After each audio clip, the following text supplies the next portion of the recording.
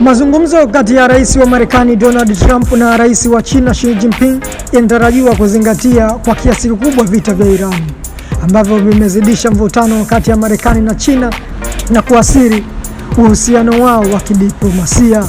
Mkutano wao wa siku mbili Mei 14 na 15 mjini Beijing unatarajiwa kugusa masuala kadhaa muhimu, huku mzozo wa Irani ukiwa kiini cha mazungumzo hayo.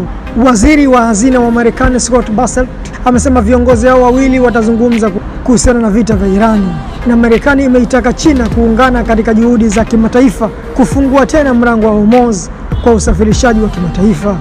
Hata hivyo, wachambuzi wanasema kwamba China haitafuata tu maelekezo ya Washington, ingawa ilishiriki katika njia isiyo moja kwa moja kuhimiza Irani kuingia katika mazungumzo ya amani nchini Pakistani mwezi uliopita.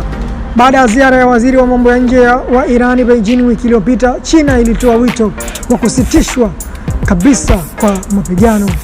Katika suala la nyuklia, China imesema inaunga mkono msimamo wa Irani wa kutotengeneza silaha za nyuklia, huku pia ikikubali haki ya Irani ya kutumia nishati ya nyuklia kwa amani.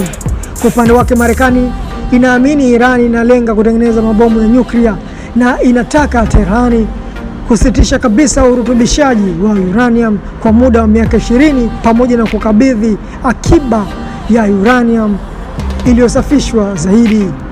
Vita vya Irani vimekuwa sehemu ya mgogoro mpana unaoathiri si tu usalama wa Mashariki ya Kati bali pia biashara ya dunia, hasa kupitia hatari ya kufungwa kwa mlango wa Hormuz, njia muhimu ya mafuta duniani.